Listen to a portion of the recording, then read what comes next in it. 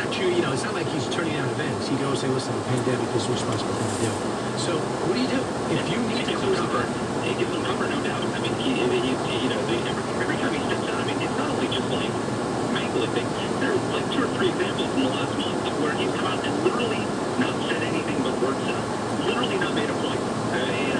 But the problem is Trump can't mock him for it because 2 things. One, that lowers the bar for the debate, right? So right now, what Trump should be at, normally when you're preparing for a debate, what you say about your opponent is, oh, my opponent's a great debater. You should be thankful. Joe Biden's been in politics for 46 years. He's done 20 debates before. He's an experienced debater. Instead, he's saying Joe Biden's incompetent. He doesn't even know where he is.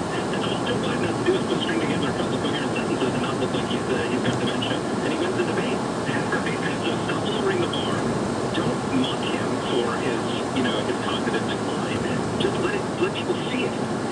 And let your surrogates talk about it. And to the extent that they do talk about it, say it in a spirit of sadness. Say, look, nobody wants to point these things out because, we've all got loved ones with memory problems. We all have loved ones of people we know who've declined in their older years. And, they take no joy in pointing this out. But, our loved ones aren't asking for the nuclear codes. Joe Biden is, so we got to talk about this instead of making these jokes about it.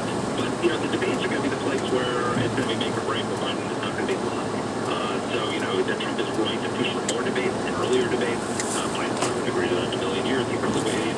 You got, Tom Friedman the other day had a column saying, hey, no one say you won't debate Trump unless he releases the tax record. They're trying to find a pretext for him to get out of the debate. I hear you. And here's a little of what Joe Biden, how he handled this abuse. It's great to see all the frontline workers, you're risking your life every time you go to work. And how you would, the question is how to protect